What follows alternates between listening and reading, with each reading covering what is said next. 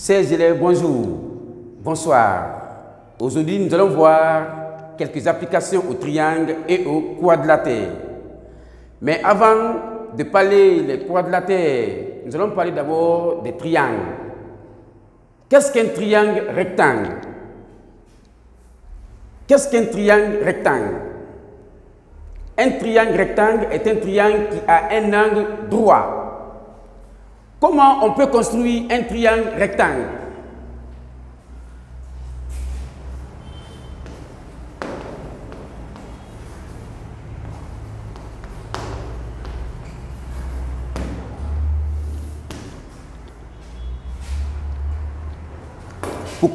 Voici le triangle rectangle qu'on a construit. Ici, c'est l'angle droit. A, B, C est un triangle rectangle en A. Les deux angles-là, on les appelle les angles complémentaires. L'angle B et l'angle C sont des angles complémentaires. Sont des angles complémentaires. Sont des angles complémentaires. Pourquoi? Deux angles sont complémentaires, c'est lorsque la somme de leurs mesures vaut 90 degrés. La mesure de l'angle B plus la mesure de l'angle C est égale à 90 degrés. Et il y a une propriété à retenir. Dans un triangle, la mesure de ces angles est égale à 180 degrés. La loi de 180 degrés. La mesure de l'angle A plus la mesure de l'angle B plus la mesure de l'angle C est égale à 180 degrés. Nous allons parler le deuxième triangle, le triangle équilatéral, un triangle particulier. Qu'est-ce qu'un triangle équilatéral? Un triangle équilatéral est un triangle qui a trois côtés égaux. Et tous ces angles mesurent chacun 60 degrés, 60 degrés. Et il admet trois axes de symétrie. Comment on construit un triangle équilatéral? Comment on construit un triangle équilatéral? Je trace le segment BC. Je prends le compas. Je prends la distance BC. C'est un triangle qui a trois côtés égaux.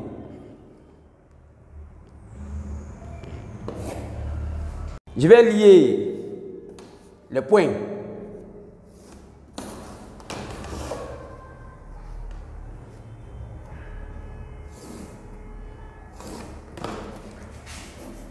ABC est un triangle équilatéral. L'angle A mesure 60 degrés. L'angle B mesure 60 degrés. L'angle C mesure 60 degrés. La mesure de l'angle A est égale à la mesure de l'angle C est égale à la mesure de l'angle B est égale à 60 degrés.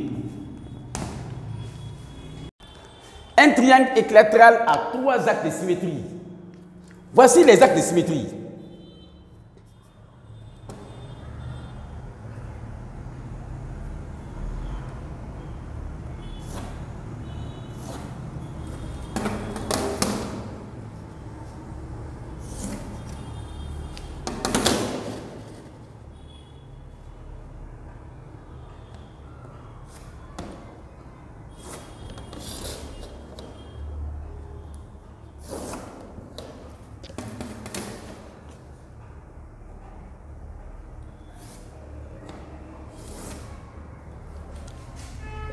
Les trois droites là, on les appelle les axes de symétrie. Donc un triangle équilatéral a trois axes de symétrie.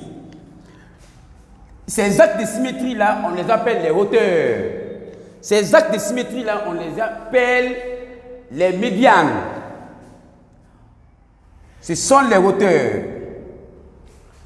Donc le point de concours, ce point là est appelé le centre de gravité. Parce que ces axes de symétrie, on les appelle les médianes. ces axes de symétrie, on peut les appeler les bisectrices. Donc, on va aller pas à pas. La droite D, cette droite-là, on va nommer comme la droite D1. Celle-là, comme la droite D2. Donc, la droite D est l'axe de symétrie du triangle ABC. La droite D est un axe de symétrie. Est un axe de symétrie du triangle.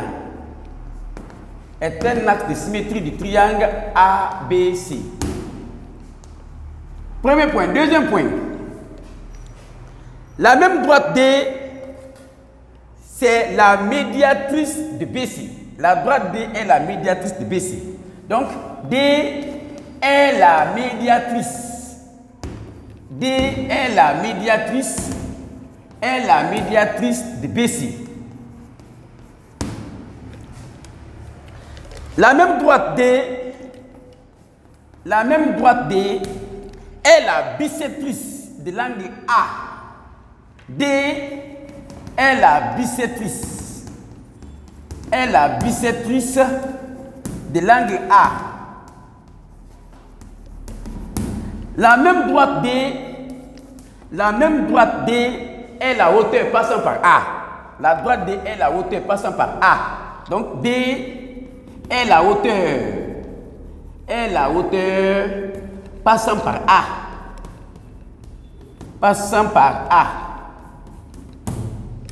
La même droite D est la médiane passant par A. La droite D est la médiane passant par A.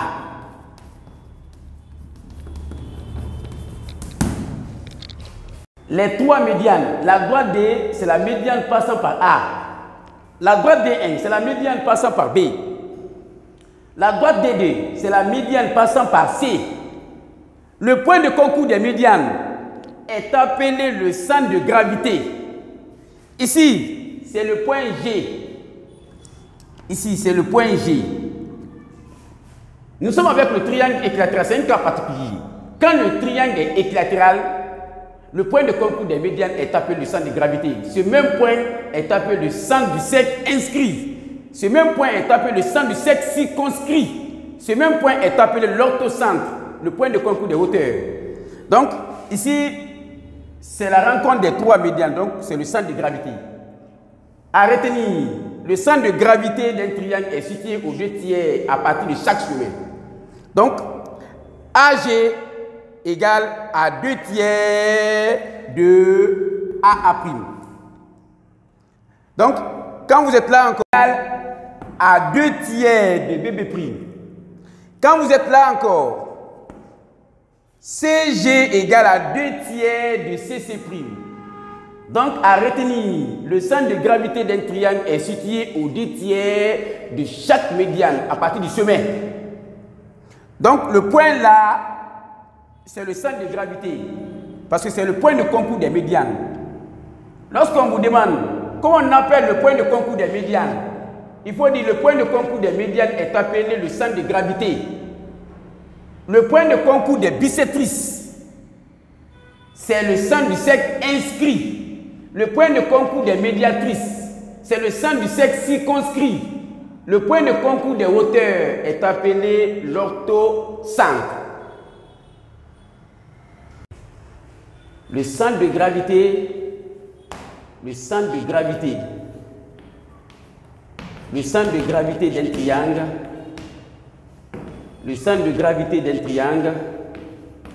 le centre de gravité d'un triangle est situé aux 2 tiers,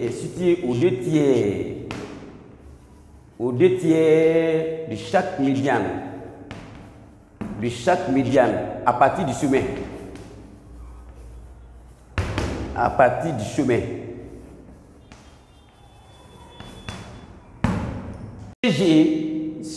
CG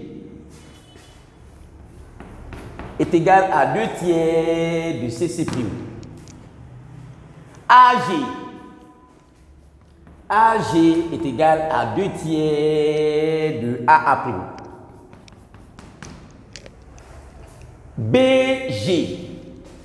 BG est égal à 2 tiers de BB'.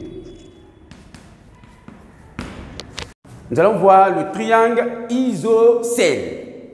Qu'est-ce qu'un triangle isocèle? Un triangle isocèle est un triangle qui a deux côtés de même longueur. Il a un seul axe de symétrie et ses angles à la base ont même mesure. Comment on construit un triangle isocèle?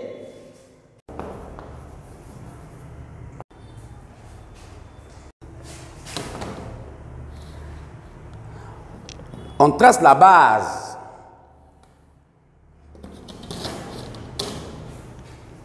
BC.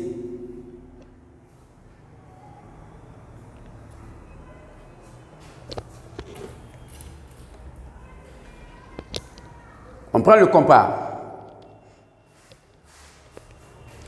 On pique au niveau du point B. On fait un écartement. C'est comme ça qu'on construit un triangle isocèle. L'intersection des deux arcs, on met une croix.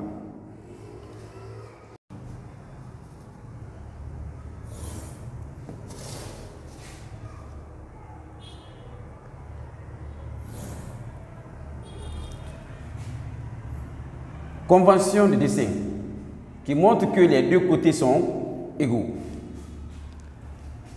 Le point A. ABC est un triangle isocèle en A. ABC est un triangle isocèle. Est un triangle isocèle en A. Cela signifie quoi? Quand le triangle est isocèle en A, cela signifie quoi? Cela signifie que le côté AB égale le côté AC. Le côté AB est égal au côté AC. Ce que ça signifie. Nous allons parler de la hauteur d'un triangle. Un triangle a combien de hauteur? Quand vous prenez le triangle rectangle, le triangle rectangle a combien de hauteur?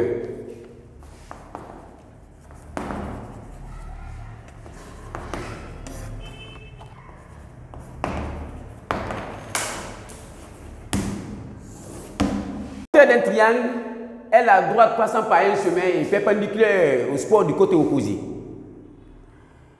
Le triangle rectangle a combien de hauteur? 3 hauteurs. Tous les triangles ont 3 hauteurs. Mais comment on peut les construire? Je prends le triangle rectangle.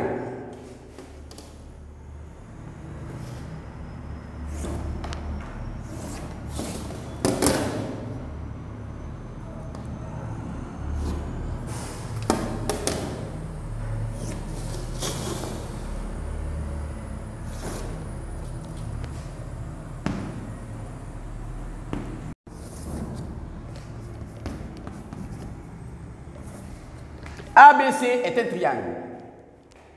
Ici, ces angles sont tous aigus. Pour tracer ces hauteurs, je vais tracer ces hauteurs. La première hauteur passant par A. La deuxième hauteur.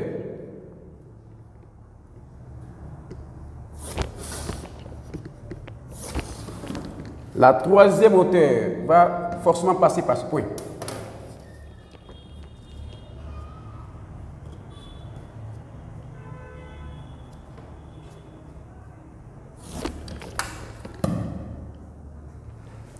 Donc, ce triangle, ces angles sont tous aigus. Dans ce cas, l'orthocentre se forme à l'intérieur. Voici l'orthocentre. Crash. Maintenant, lorsque le triangle est quelconque, un triangle quelconque est un triangle qui n'a pas de propriétés particulières. Autrement dit, un triangle quelconque, c'est un triangle qui n'est ni isocèle, ni rectangle, ni équilatéral. Comment on construit un triangle quelconque? Comment on construit un triangle quelconque?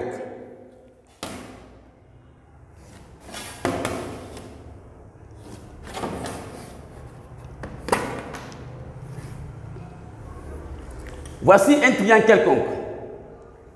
ABC est un triangle quelconque. Comment on trace ces hauteurs? Comment on trace les trois hauteurs d'un triangle quelconque? On va d'abord tracer la première hauteur, passant par C. La hauteur d'un triangle, par définition, la hauteur d'un triangle est la droite passant par un chemin et perpendiculaire au support du côté opposé. Donc, la hauteur passant par C, on va d'abord tracer, on va prolonger ce côté AB là. Quand le triangle est équilatéral, comment on trace ces hauteurs? On prolonge le côté AB. Donc, on trace la première hauteur passant par C.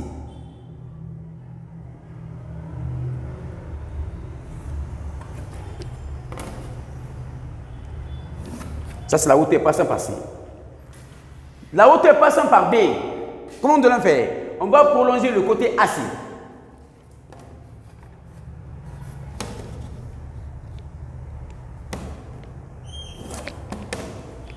Donc, on va tracer la hauteur passant par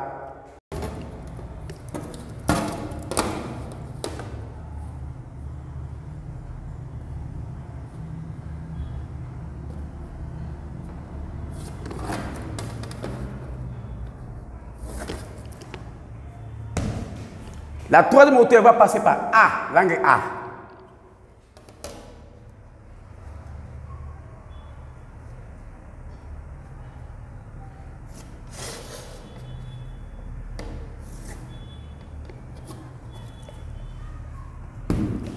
L'intersection des trois hauteurs, c'est ce qu'on appelle l'orthocentre. Parce que ce triangle admet un angle obtus. Et voici l'angle obtus ici. Si un triangle admet un angle obtus, l'orthocentre se forme à l'extérieur du triangle. On voit le quadrilatère, le milieu d'un segment, la médiatrice d'un segment. Donc, on va commencer d'abord par le quadrilatère. Qu'est-ce qu'un quadrilatère? Un quadrilatère est une figure géométrique qui a quatre côtés. Qu'appelle-t-on milieu d'un segment? On appelle milieu d'un segment le point de ce segment qui est à égale distance de ses extrémités. Qu'appelle-t-on la médiatrice d'un segment? On appelle médiatrice d'un segment, c'est la droite qui passe par le milieu de ce segment et qui est perpendiculaire au support de ce segment. On va commencer par le milieu d'un segment. Le milieu d'un segment. AB est un segment. AB est un segment.